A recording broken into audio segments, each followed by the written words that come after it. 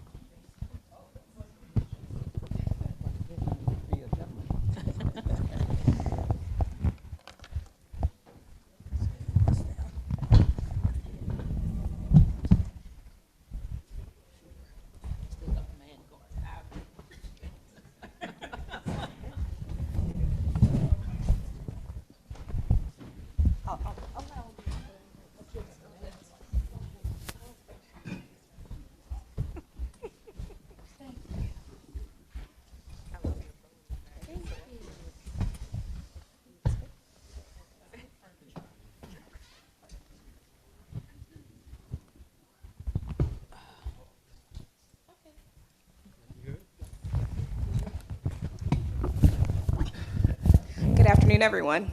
I'm Sydnee Wilson Ruff. I'm proud to work for the good folks at Blue Water Baltimore. I work for them. And my very favorite thing to talk about is Baltimore. And I would say, secondly, resilience and sustainability in Baltimore. So I'm excited to be here with our esteemed panelists. So let's frame our conversation a little bit. When we talk about resilience in the Baltimore context, what does that mean for your work, your engaged stakeholders, and the communities that you serve? We'll start at the end with the good councilwoman from Baltimore City.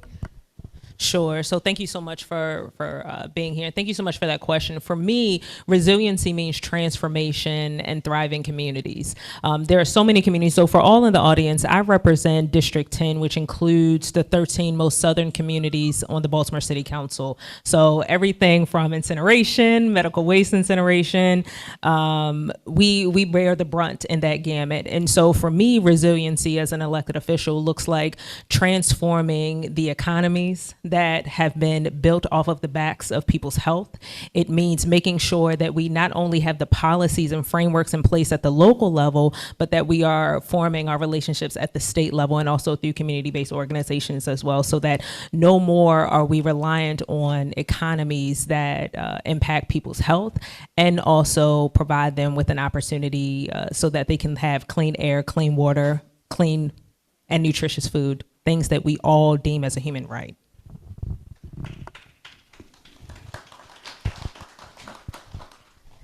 Thank you. To me, resilience is the fact of the ability to bounce back from whatever changes that one might face. You know, from an energy perspective, you know, we're going to have these ups and downs. You know, just like current is alternating. well, life is alternating in a sense as well, you know. And our ability to be able to bounce back from these challenges with a minimum amount of impact to the ratepayers or to the citizens, you know, is very important, you know. In addition to that, we need to make sure when we are building up resilience that we factor in those communities that are impacted the most by changes, by the changes that we have to the environment. And then in that buildup, let's make sure that they are properly recognized and that they are properly invested in, to make sure that we can mitigate and minimize those consequences that they feel. So to answer that question, when I think about resiliency, there are two things that come to mind. The first one is innovation, and then this is hyphenated, and being solutions oriented. So specifically, my train of thought went to infrastructure. So right now, as opposed to using the terminology as an infrastructure crisis, it's an opportunity. So we are now in a space where we're still dealing with some of the remnants of the Industrial Revolution. So now is the time. I'm thinking about with Deputy Secretary Ortiz saying that now is the time. It doesn't feel like it, but it is. So as opposed to politicizing some of the issues that we all know that we need to solve, it's opportunity. So I used to be a K through 12 educator, and I think about like youth and the opportunity for them to be solutions oriented, to think about who are we building to address these challenges, so that essentially our young people are inheriting some of the things that should have been built up before, but how do we build ingenuity and innovation so that we have a generation of young people that are looking forward to addressing some of the things that we're a little broken but can be fixed, and really shifting the mindset around not just living in a space where, you know, you just inherit things and just maintain the status quo, but establish a culture where you can reimagine what communities could look like, particularly for frontline communities. And then the last thing I would say is, when I think about resiliency, I think about a boom in not just the economy, but with the workforce. There are jobs that now exist that we didn't know that we needed even 10, 15, 20 years ago. So there's so much opportunity, but with that opportunity with resilience, there has to be self-resiliency. As we heard earlier, you know, we're in a space right now where we've learned the hard way that sometimes you can't depend on certain entities from government. So we have to go back to the drawing board. As a person from the South, I definitely understand how you can build from the community up and think about multifaceted ways that you can solve issues from the community up, and adopting the Hermes principles, right? And really think about how communities can be an integral part of that process.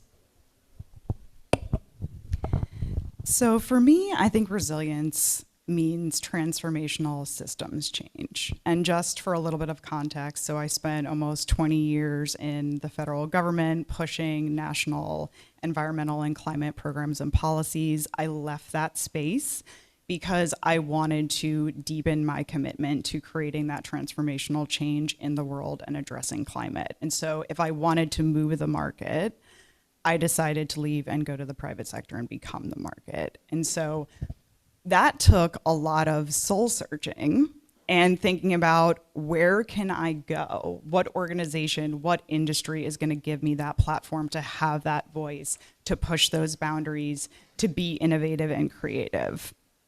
And when I thought about why I got started, resilience to me was the ability to preserve all of the interactions that I've had with the environment that are a part of my identity, right? They've made me who I am. My time on the beach with my grandparents as a kid, my ability to go to the Chesapeake Bay and go sailing, the chance that I get to go down to Florida to have family vacation and be able to revisit those places, those locations, and those senses over and over again. And when we fight for climate change, we're also fighting for the ability for other people to have those positive connections with nature. So I wear many hats today, but of them, I'm the CEO and founder of my own company, Rewilding. So we are a carbon dioxide removal company that not just tackles climate change by actually sequestering carbon, but we improve soil health, we improve water quality, and we also preserve critical ecosystems. So we take a very carbon intensive waste stream that is costly, that is problematic within communities in the Midwest. And we actually transform that into a product called biochar, or biological charcoal, that is engineered specifically for environmental and community resilience. So through the principles of sustainability and through regeneration, we're actually empowering the communities and all the partners that we work with across the value chain to reconnect with nature and also preserve what matters to them the most. Thank you all. So we heard lots about innovation. We heard about transformation, systems change, and I heard thriving communities. At Blue Water Baltimore, we believe in clean water and thriving communities. So I'll ask now, how have recent environmental and social crises, how have they reshaped your approach to leadership and community engagement? Oh, okay. I guess I'll go first. And I too am from the 10th district, but Baltimore County. Sidebar. Yeah, you know, we had two crises this year in the legislature. The first one was the budget crisis, and the second one was the energy crisis, you know. And that proved to be quite a challenge for us. Thank God we were able to mitigate both. But on the energy front, you know, we are, I guess one would say, net importers here in the state of Maryland. We're only generating 60% of what we're consuming, which means we got to import 40%.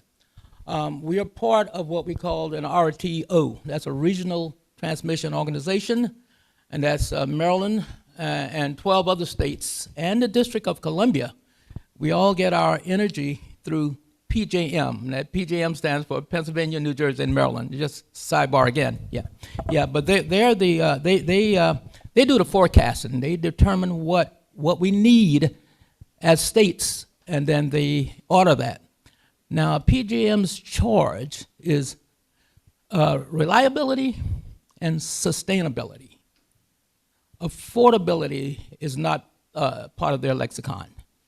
So that's something that we perhaps as legislators can influence our federal partners to add that on and get FERC to add that on to as a part of their charge, you know. This last capacity auction, well, the second to the last capacity auction, where those rates went up about 814% from the previous auction. You know, and the capacity auction, that's where PJM determines what we need, and then they want an additional amount to make sure we've got that resilience or that reliability. You pay for those particular companies to be there for those peak days, you know, peak days in the winter, peak days in the summertime. And what you're doing primarily, you're buying insurance. Now, they don't have to generate one electron if we don't need it, but they've got to remain operational. And so what we're doing, we're paying some for all year long for something that perhaps we might need 2 or 3 days out of the year. But if we need it, it's there, you know. So I think by bringing on some additional resources like storage could perhaps mitigate that, and then we wouldn't have to pay all this money just to be there. And with storage, it's there, and we can pull it and then help perhaps reduce some of that cost. But we did get the message from our constituents and our ratepayers that we've got to do something to keep costs moderate and stop these peaks. You know, we need to. I always tell folks with rising temperatures, rising seas, and rising utility rates, we need to bring all of them down.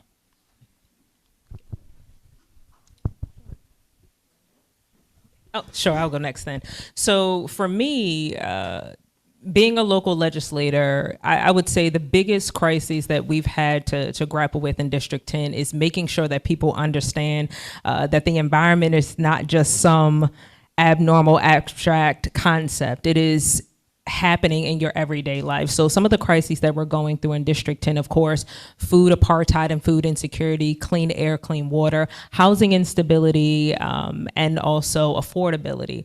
But what folks don't understand, and this is something that I've been sharing with a few of the communities that I've been working in pretty closely, that the environment is looped through all of those different issues, and really breaking it down for them, it is not just some abstract concept, it is what you're seeing in your everyday life. The price of food, the trash that you're seeing on the ground that could potentially go into the bay, the heat islands and how it's connected to youth violence. Those are the environmental issues that we are seeing, and that I feel honored to do it, to make those connections to them, because folks are not really thinking through what the environment is. The environment has always been an abstract concept in local government, like, oh, that's something that we can just funnel off to the state or private industry.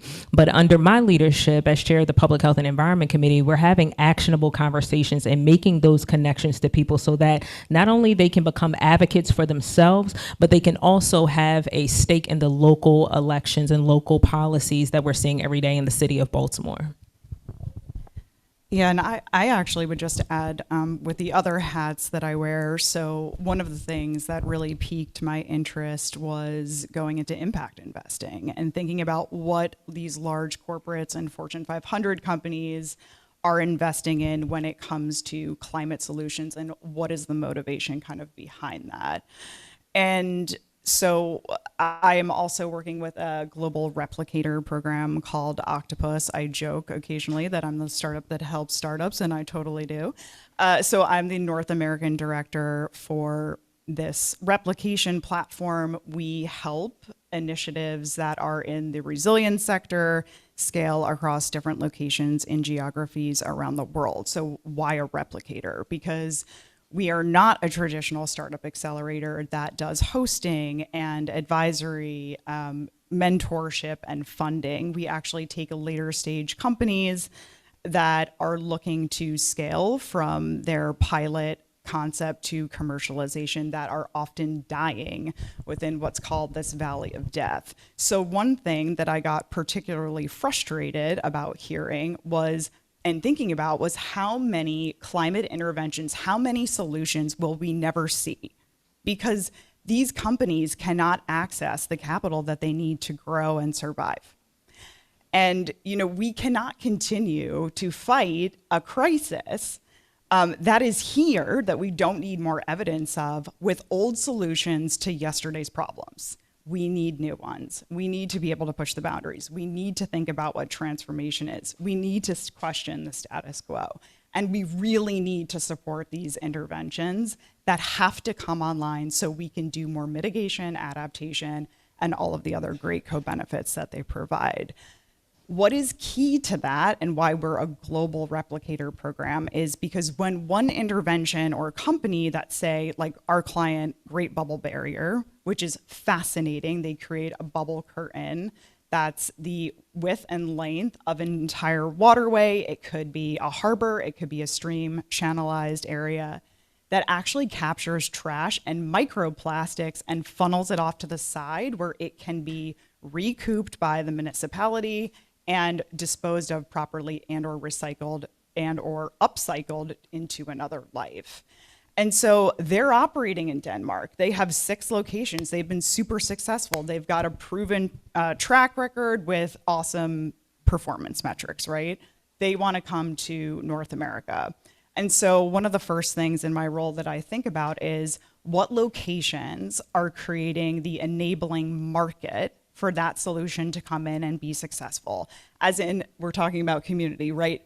What is the network that is ripe for them, the strategic partners for them to come in to, like, say, the city of Baltimore, right, in the harbor, and they have the support that they need from the funding side, from the policy side, et cetera, to make magic happen. And I think government, to Adam's point earlier, plays very critical roles in enabling that type of market for these solutions to come online and organizations to step in and fill a gap where government just can't, right?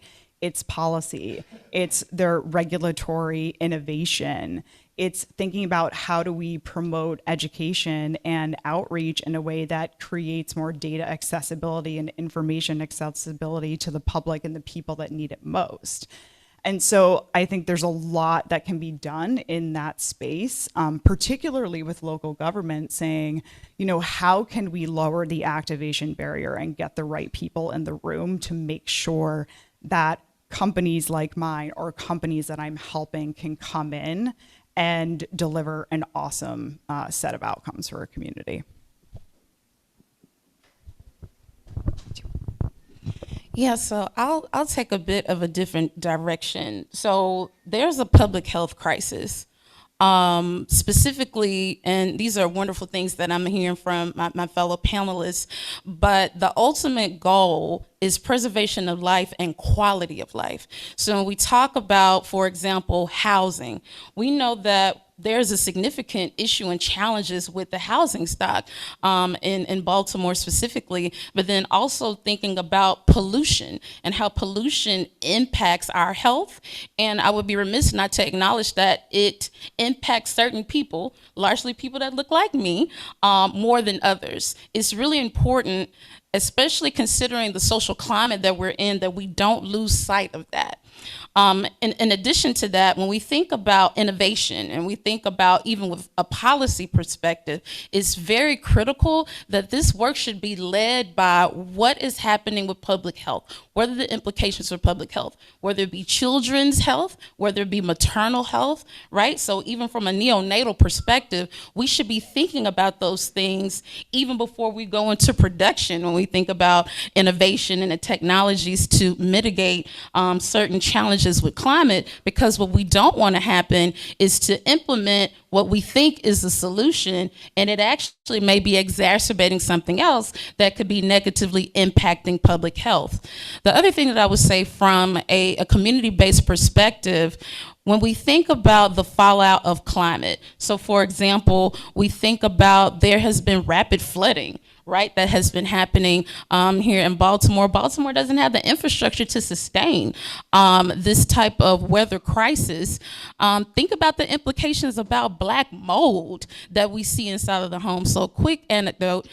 So some of the work that we do with Young, Gifted, and Green is tied to supporting DPW with the completion of the lead service line inventory. Now, one of the things we said early on is we don't think people are gonna go down in that crawl space to figure out what what lies beneath, right? And so we literally have contractors that go inside of the home to help to support with helping people to complete that survey. But in addition to the lead service line issues, there are other issues that are surrounding water, particularly around infrastructure. How many people in here have seen boil water notices that have popped up, right? So we have to think about not just fixing the fixed environment, but also being very thoughtful about the intersection as it relates to health, because we don't want to think that we're creating one solution and then we're creating another issue. So it's really important for there to be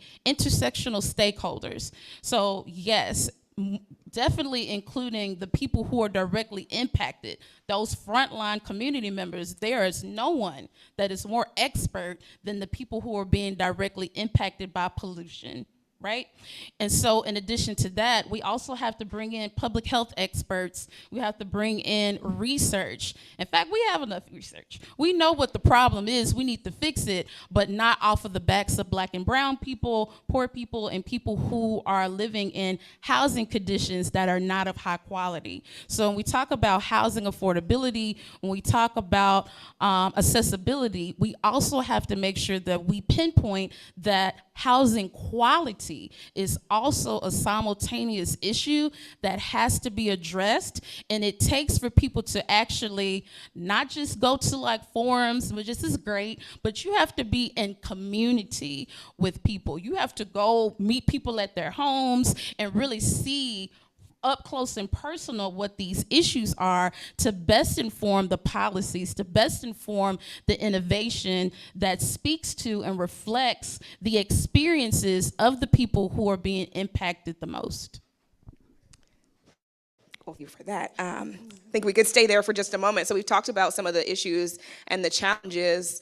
What are the policies or the investments that are necessary? If you could name one or two, if we're talking about this intersectionality, these different quality of life indicators. So when we think beyond the typical environment that people think about, what are those policies? What are those investments that will benefit marginalized communities, those on the front lines most?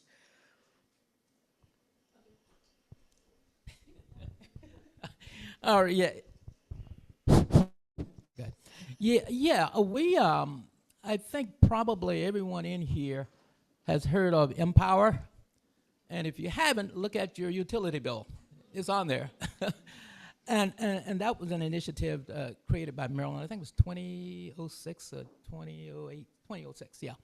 Yeah. And then those funds, what they do, they're funds that are available for LMI, low to moderate income folks, to help them bring their home up to a standard where they can mitigate or reduce their energy usage. Could be windows, could be appliances, weather stripping, and all of that. And based on, and I think it's tied to the poverty line, 200% above the LMI, local poverty line, LPL. Yeah. So, but they can request or either get funds to help reduce their usage, bring their homes up to a standard, so they can help at least mitigate some of the energy costs that they have, and that bill was supposed to have sunset, but because of the benefits from it, it has been extended, and we all pay into it. They can get light bulbs, several things that they can do to help reduce it. I think that was forward thinking on Maryland's part, on the legislature's part, and those folks who do experience challenges in that way, there are, say, mechanism available to assist them. And there's also something called LIHEAP, that low-income housing. Those funds were being provided by the federal government, and we, the local government was charged with administering. That was their cost. I think the current administration is planning on doing away with that, so which is going to create another problem that the local government and the state government is going to have to address. But we are aware, and we do factor in LMIs in legislation that we put forward. For me, I think the first thing, and I'm so grateful you talked about the intersectionality of public health, because that is something that most people don't even think about. And so early in January, I authored the Child Health Equity Act, which it brought together child wellness screenings for every Baltimore City public school student, regardless of your grade, regardless of your point. And that was a first line of defense when we're talking about lead. When we're talking about if there's a behavioral issue, what about food insecurity and food apartheid, housing instability, or even quality of life? Most of these kids are going to school and they, one, cannot see the board. They are hungry. They don't have clean clothes. And also they have other social issues that that this particular act actually funnels resources to. And it really was an opportunity for us to kind of put a stake in the sand and say, hey, we know that our kids are going to be our future. Let's actually put forth the investment. Number two, I was actually fortunate enough to bring the first wind facility here in North America, here in Curtis Bay. And the reason why, thank you. The reason why I did that, and the senator really will understand this next point, oftentimes when we're talking about the environment, the first thing that comes to mind is funding. People say we don't have the money. They say we don't have the money, and some, and the senator and I and other elected officials will sit in these rooms contemplating how we're getting more funding, how we're getting more space to actually address the issue. So what I did is, again, we have CSX, we have medical waste incinerators in my district, which abnormally concentrates in District 10.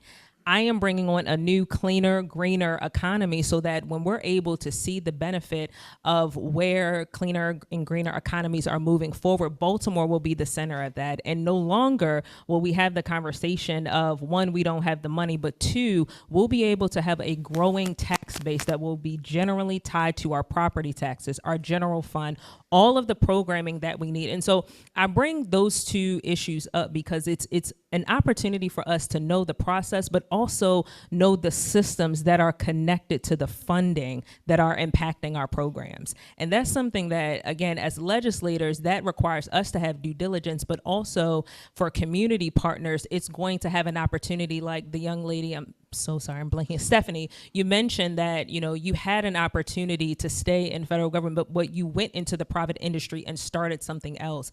We have to be creative about how we are developing these problems and how we are attacking the solutions, but also how we are engaging and creating more economic activity as it surrounds the environment, because it's impacting our general fund, it's impacting our food prices, it's impacting our housing affordability and quality prices. We have to look at that even deeper now in this day and time. I am so happy you brought all this up. So I have to plus one everybody on the stage. And I would say two things, right? Like, we need programs and we need policies that drive multi-benefit solutions. And we need to actually be solving for real problems, which requires us to be out there in community talking to a wide range of people. There was never a time when I was building something in EPA where I wasn't out talking to the people that I was building it for, and sometimes that seemed crazy to some people, not me. And I do that today in my own business, right? I've interviewed over 100 people in my value chain, my stakeholders, to say, what are your pain points? What are the opportunities that you foresee? How can I help you? How can I support this industry to grow? How can we create jobs? How can we solve real problems? I think that's the approach you absolutely have to take. So when I was in EPA, my last stint was in the administrator's office. My role was to interface with the White House, implement and create the national level policies that we had around climate change writ large. So it could be federal flood risk management standard. It was nature-based solutions. It was embedding climate risk into infrastructure, right? Through all of the legislation and executive orders that came through. I had to take that with a group of over 60 people across EPA that spanned 22 offices. I mean, there were some people in that room that were like, why am I here? I have no idea, right? I'm a grants management person. I'm a technical scientist. I am a manager that is just purely in the HR space. And we came together around a very common goal and a vision that we could execute on with the power of the diversity of the group that we were. And we were able to create internal guidance around how our funding and financing programs, so our grants, our loans, our contracts, would consider climate risk in our investment decisions, and how we could build the tools and provide the information for every single stakeholder that we were working with to actually submit a successful grant application that spoke to those things, right? So it wasn't just one policy. It wasn't just mitigation. It was thinking about equity, environmental justice, clean energy, water quality, public health.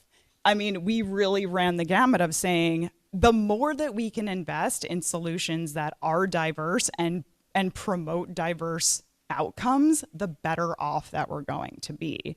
So I would truly encourage the folks in this room to continue that practice and thinking about how we can get the biggest bang for our buck, because funding is a huge one, you know? And how do we challenge, again, you'll hear me say this forever, the status quo of who gets that funding and for what and why?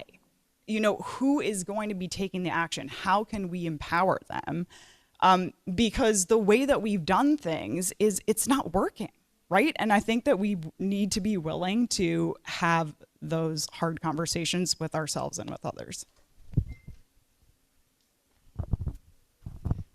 This is a perfect segue. So I have the honor of serving with the previous administration with the historical White House Environmental Justice Advisory Council, or WEJAC for short. So that warmed my heart to hear what you just shared. So while being a part of that advisory, I served as the chair on President Biden's environmental justice executive order. One of the most profound things around that executive order is that it essentially mandated an intergovernmental approach to environmental justice. So I like that you mentioned that there were like grant managers and, you know, people that would typically not have to engage with community. Surprise, you should have been really doing that from the beginning. So even if you didn't know how, you're going to learn today on how to do that. Because think about that, a grants management person, I'll keep using that as an example, to be able to go into community and how that would best inform how they go about like the RFP process, whatever processes that they do in their day-to-day life. The other component around that is I want to bring up Justice 40. So when you talked about like, where's this money going? Who's getting this money?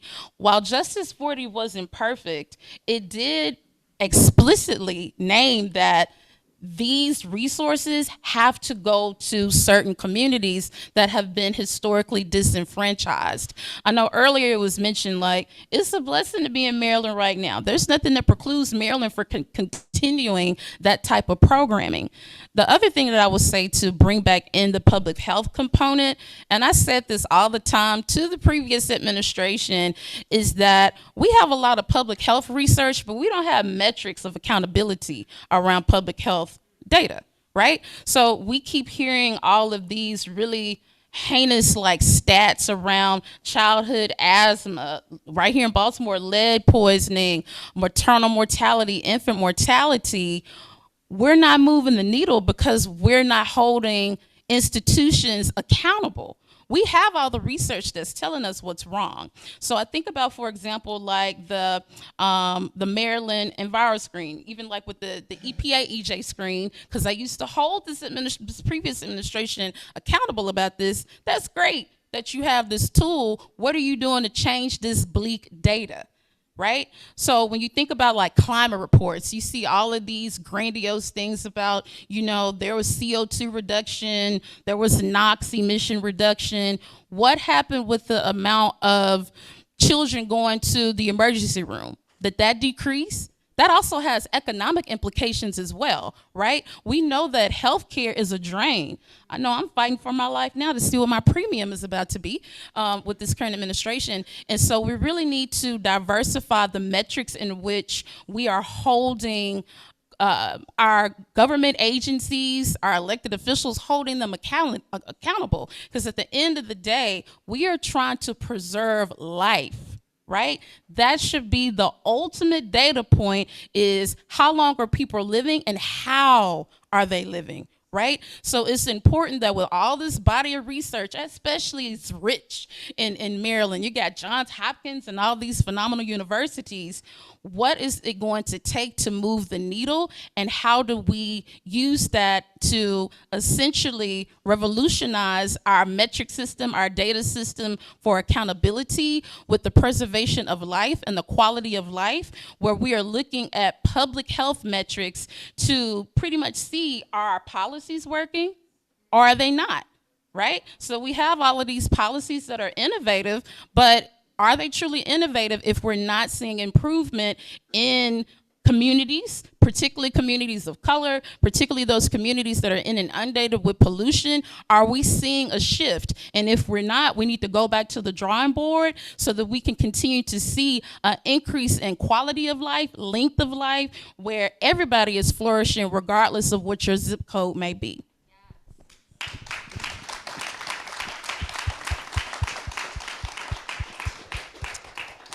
Let's talk a little bit about innovation and collaboration. And I'm going to ask just one or two of you to respond to each of these questions so we can gather a few questions from the audience. But we can see it working here on this panel, but can we talk a little bit about partnerships across the sectors? How can we work together to design and implement practical solutions for these different areas that we talked about? We talked about public health, we talked about the environment.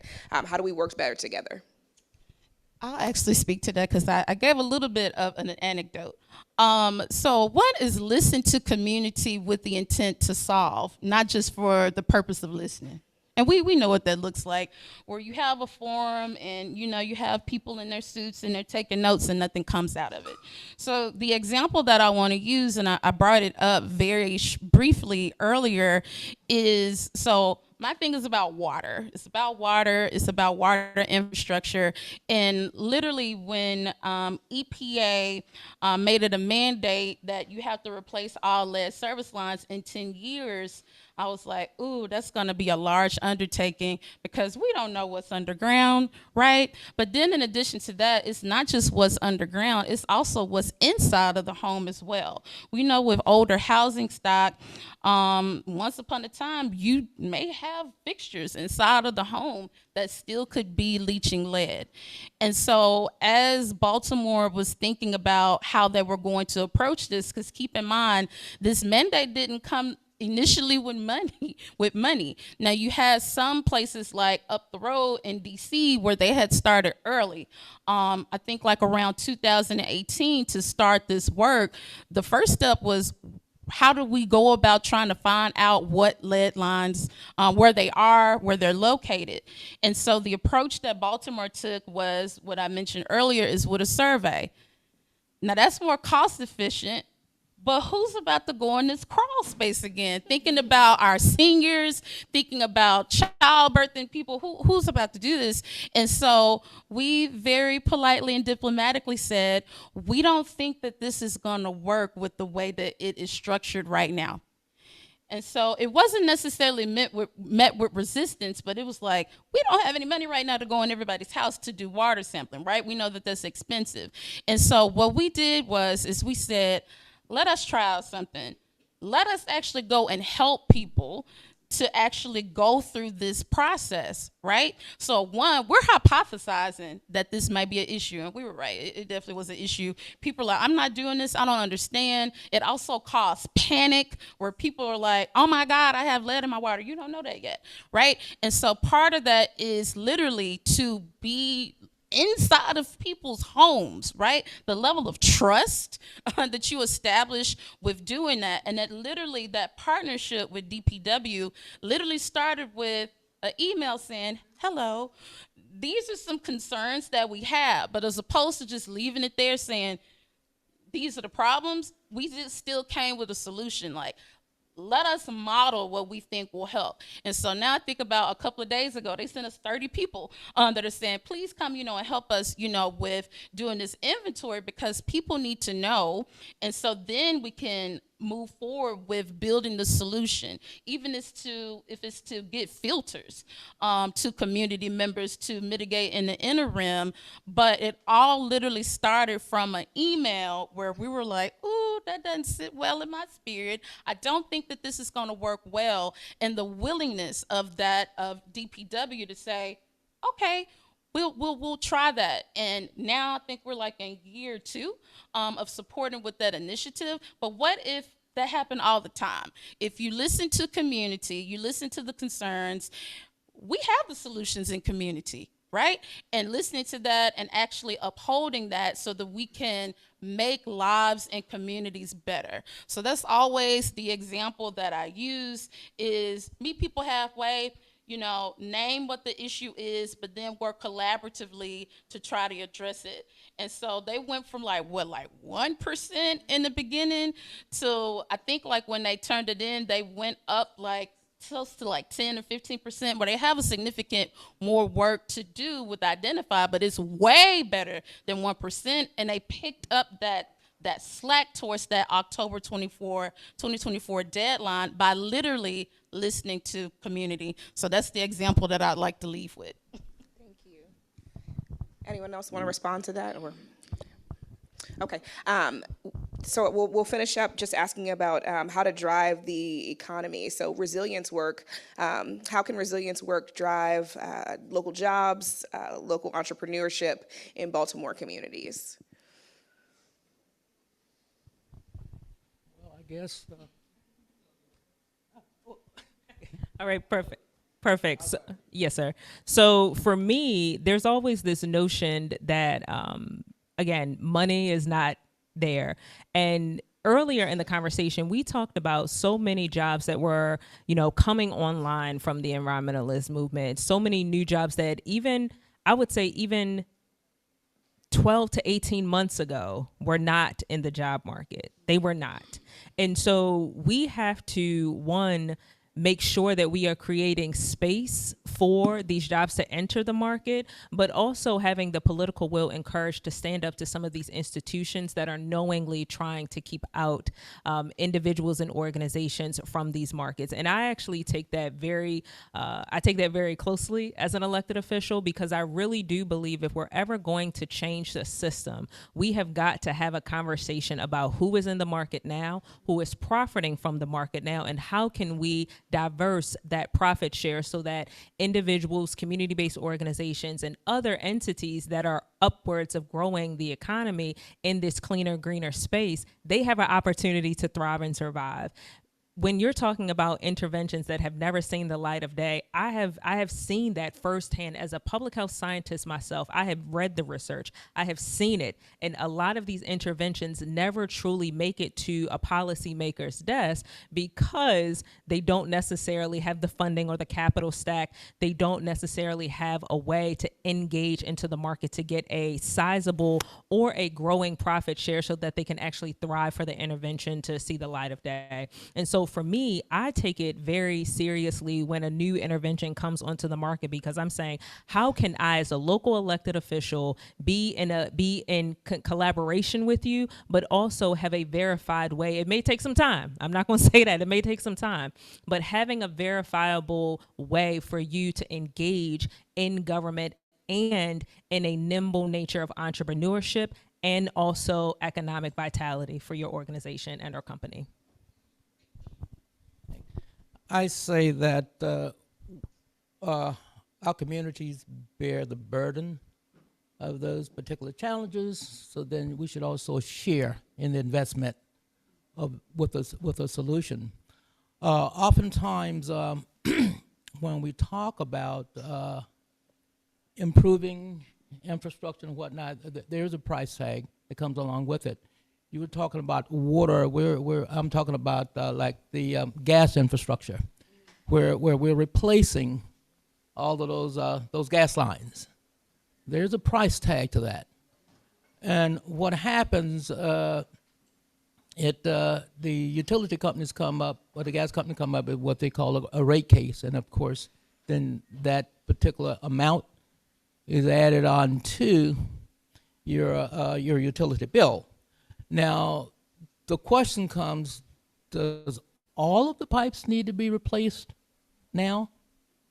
Or should we detect the ones that are most likely to rupture, or the oldest ones that are out there? Is there any way we can determine which one we should be replacing as opposed to going and changing all of the pipes, because that cost goes right to the ratepayers, and that's part of the problem. Those T&D costs keeps escalating. I mean, at least with commodity, you got some fluctuation, but transmission and distribution, those costs keeps going up. There are other things that we can do to help mitigate that, I think, just like with the high voltage transmission line, those 500 kilovolt lines. In Baltimore County, we had a problem with the MPRP. They want to bring electrons from Pennsylvania all the way down to Frederick County. And most of the folks in Maryland, especially those farmers and landowners who the property that those towers were going to be placed on, they thought that those electrons were going down to Virginia, to the data center capital of the world, Northern Virginia. But at the same time, those particular costs are socialized. So that means Maryland is going to be picking up some of that. So those electrons are going to Virginia, but we're going to be picking up a big part of that cost. So we got to influence or convince the companies to at least be fair. And let's look at what can we do through new technology, like GETS, grid enhancement technology, or reconductoring, where we can take those, change the cables and generate twice, or send down twice as many electrons. So let's make sure that we are exploring all of these options before we put up another high voltage tower and then saddle the ratepayers with another cost, amortized, may I add, over 40 years. So we've got to start looking at things to help. Of course, yeah, the demand for energy keeps escalating. We understand that, especially with the data centers, But what can we do to perhaps try to mitigate some of those particular costs, and then so things won't be as taxing on the ratepayers? Thank you, Senator. So to close out, we'll start with Stephanie. Just in these uncertain times, these unprecedented times, what are the things, who are the people that give you hope? If you'll just quickly answer, and then we'll take a couple questions from the audience. So just to close out the last question, I completely agree with Councilwoman Porter. I think creating space for those conversations and having that collaborative nature and participatory outlook on how we can create solutions together is going to be imperative moving forward to driving those programs and those policies and those initiatives that are actually going to create systemic change in communities. It is wild being on the other side of the table from the regulator, right? Of I now have to navigate these regulations, these policies, these programs at a state and local level, and feeling like overwhelmed because it's a lot, and it's still a black box to me, even though I've spent an inordinate number of years of my career in government. So I think we forget that. I think we forget how people feel on the other side. So I would absolutely say, that what gives me hope is seeing that type of collaboration and willingness to support. And, one of the prompts was talking about, we're in this time of uncertainty, we're in this void, but the void is the place of like infinite possibility, right? So I get excited about that. When people say, oh my God, did you want to start a company right now? My answer is absolutely yes, because I'm a change maker. This is the time to rewrite the rules and the way that is inclusive and the way that we want to have the rules be. And so let's not disempower ourselves by not even getting started to taking that action. Let's re-empower ourselves and the people around us. And I think that will absolutely take a lot of trust. It's going to take self-accountability, and it's going to take us being honest, right, about what's not working, having courage to absolutely lean in and say, we need to change this. This is not serving. This is not creating the outcomes that we want to see in the world. And then having a lot of humility around, I can't do this by myself. Nobody can. And so, and you don't need to. So let's actually lean in to having conversations around what the solutions need to be and how we want to co-create them together.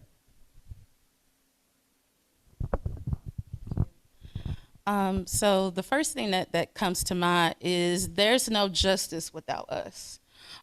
We really need to develop systems of shared governance, where I know one of the things, I'm gonna bring up the White House experience again. We always talked about no-go decision making. If a community says no, and we know oftentimes that a lot of exploration happens in certain types of communities. If communities say no, as opposed to using the energy to resist the desires of the community, come together in a collaborative way to figure out a solution that is mutually beneficial for everyone that's at the table. But part of that is to truly recognize people from the community as your equal when you come to the table. The other thing that I would say, and I'm gonna always do this, please include youth voices. It is critical. As a teacher for life, because that's what my student loans say, it's really important for us to think about what are the implications from our K through 12 institutions. Not necessarily just higher ed, but who are we establishing the future for, right? So when we think about like these jobs, this innovation, who's gonna do it, right? And I also think that we have to have a come to Jesus meeting with ourselves where I'm a millennial, I'm an 80s baby millennial, but I grew up my whole life with my parents saying, you must go to college, you have to go to college, college bound. But now you have a generation, 2 generations of people that don't necessarily have the skills to address some of the issues that we have.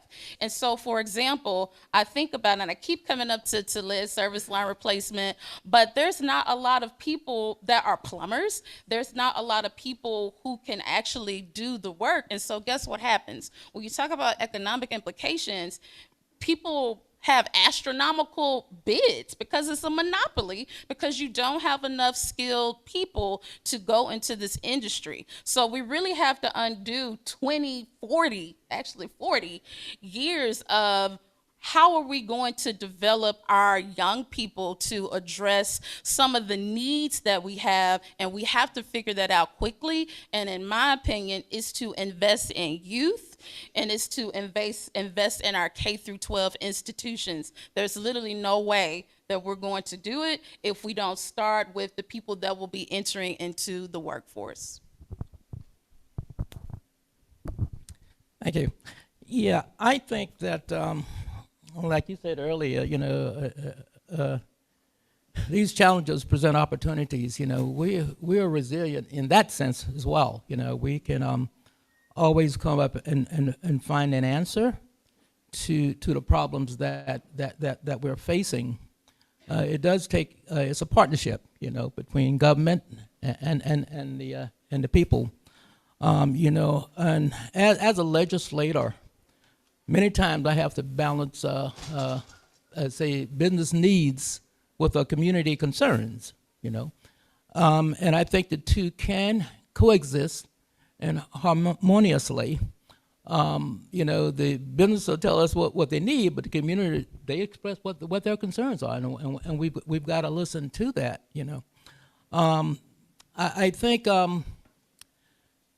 the challenges we're facing right now, I think we need federal, state, and local government to work in tandem, and then we all will be the benefactors from that. But when we've got adversarial relationships, that makes that job a heck of a lot harder. I think this too shall pass. I tell people oftentimes that tough times doesn't last all the time, but guess what? Tough people do. So we'll make this happen. Thanks. And I'll round out the conversation, which I am super grateful that community scientists are finally getting their stake in academic research and also the funding associated with it. So the reason why I say that, as I mentioned, public health scientists, I have been in the spaces of government halls through the NIH, FDA, and research often surrounds communities without including anyone from community, without even giving them notice and or credit for generations of language and jargon that they have been using in their families and communities, and it appears in academic research as novel. And so I'm so grateful that in Curtis Bay, we have that community scientist program. We have that community scientist approach where we are not just simply extracting from communities, but as, yes, LaTricea? LaTricea said earlier, and that's so important that not only just as researchers, but community are looked at as peers as opposed to a spotlight or an experiment that you are trying to solve. You are actual scientists as well. You have been, a lot of these issues that we're experiencing with the environment have been existing for generations. And we are now just beginning to see community being at the table, not simply as a footnote, but an actual author of the research and also the funding opportunity. Wonderful. Well, thank you all. Can we give our panelists a round of applause?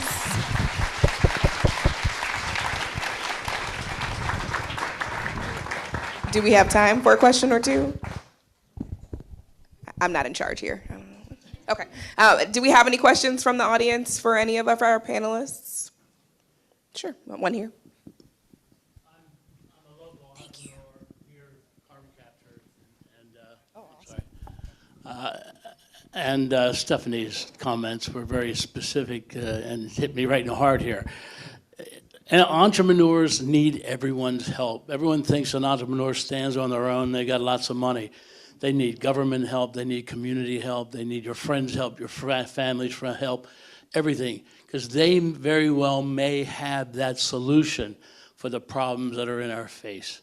We've been at it for 15 years. We're very successful at this point, about $10.6 million in grants. We could have never gotten where we are today if we hadn't. And as Stephanie said, we're at a point right now where we're moving from the grant stage to the commercial stage.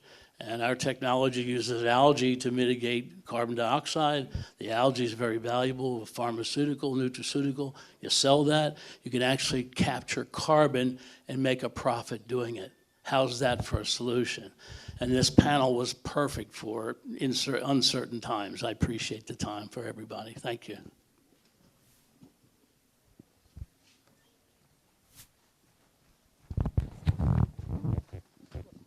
Hi, my name is Sam Votsky. I'm a graduate student at Johns Hopkins. I think outreach has been really important to our communities and our neighbors, but I'm wondering how can we do better with in-reach and make sure that the systems that we're inviting our friends, our youth, our neighbors into are also loving them back and not hostile to these people that we're trying to get into our systems.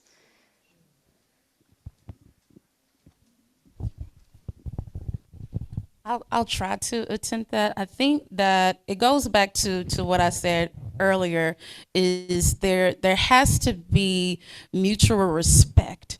So even if you have like book knowledge or degrees or whatever, that's cute, that's great. But you are no better than the people you're engaging with. And we really have to address the pink elephant in the room where there's a lot of elitism. Even you can have like the best intentions and it may not even be something that you recognize, but it's very important. I think for me, I'm a first generation college graduate. My family is from South Memphis. You know, I'm one generation removed from poverty, right? And so from my experience where I didn't grow up in the same way as my parents, I was right up close to it. And so with having people to treat my parents differently than how they treat me, I can call that out. And I'm very hypersensitive to that and unapologetic to call out people, even though they have good intentions, when they are manifesting elitism and classism in the very spaces that they're supposed to be supporting. So I think that in order to kind of push forward with that, we have to have raw, unapologetic, truthful conversations when we see those types of behaviors that come about in spaces of community. And the other thing that I will say is some people have to learn how to work in community and be in community, right? No to disparage how people grow up. If you come from quote unquote disadvantaged communities, we're close knit.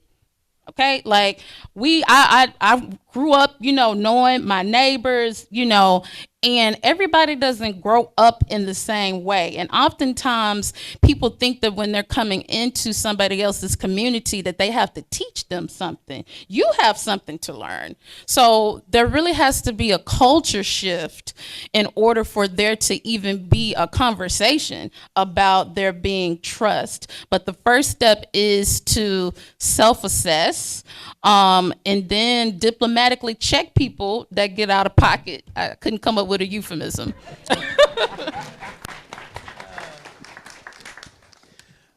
Hi, I work as an energy consultant and a climate sort of impact consultant on buildings, mostly affordable housing.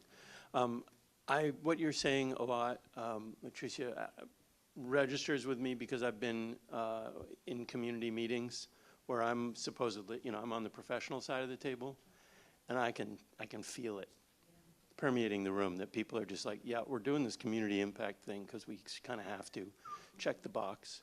And then we're going to leave the room, and some of the people are very well-intentioned. Some of them are just racist or classist or elites. But some people are really well-intentioned, and then, yeah, but the finance isn't there. And we keep going into situations where there are genuine, maybe, community feedback sessions, but the finance only supports a building of 40+ units with double-loaded quarters, so you can't get it financed. The problem is the finance community has an extractive rate of return expectation, period. You cannot do community redevelopment work and community resilience work in an extractive capitalist economy. You have to find some regenerative finance mechanism. So I think community finance, community ownership, community governance, these things are really important, and we have a Baltimore community guided development planning process.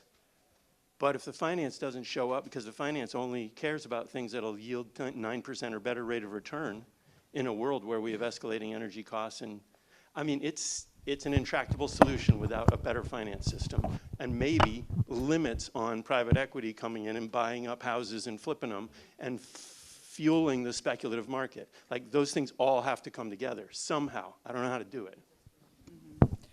Yeah, so this is quite a problem, and I think that this is why Octopus partially exists, right? Because we are supporting companies with solutions that are unconventional, right? There's no track record of success. There's no KPI data. There's no, we know exactly what we're getting into when we go into hardcore financing. And so how do you create that replicable, successful blueprint for these interventions that somebody else can pick up and run with? That is why Octopus is a replicator, right? Because if you look at some of the deals that have been struck, even in the venture capital space, it takes the community coming together to say, the government's going to step in, they're going to play this role because they have this expertise. The financiers, they're going to come in, they're going to play this role because they have this expertise. The university, et cetera, because that will de-risk the entire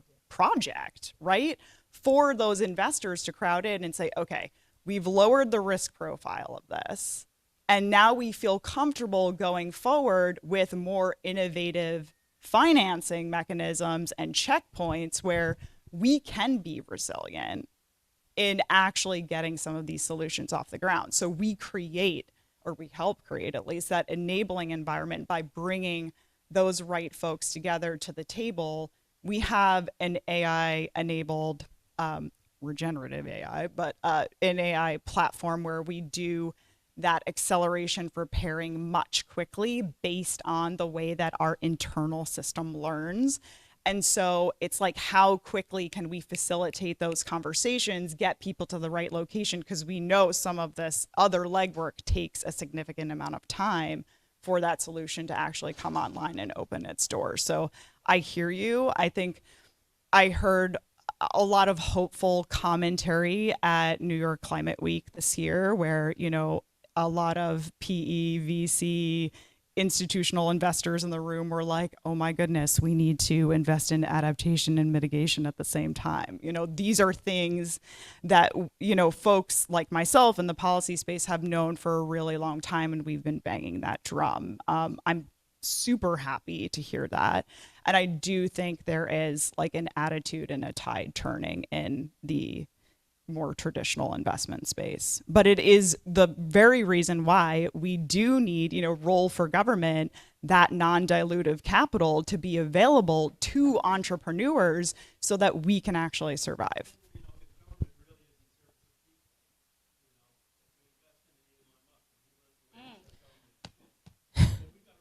We do. Mm-hmm.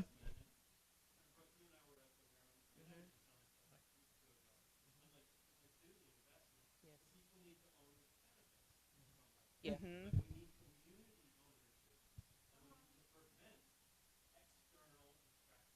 Yeah. Yeah. Yeah. And I mean,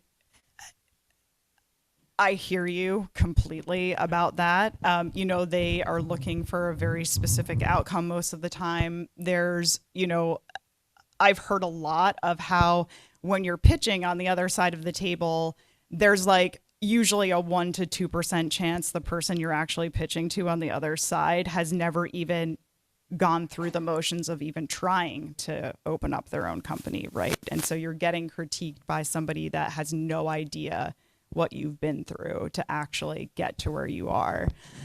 I think there's some really innovative things that within a funding solicitation that governments can say, we want you to have a statutory partner. Maybe the lead applicant is the community, it's the local government, it's the county government, and they are working in partnership with a private sector entity to make sure that that happens. We're seeing that more and more and more. I mean, it was a component of the community change grants, right, coming through EPA.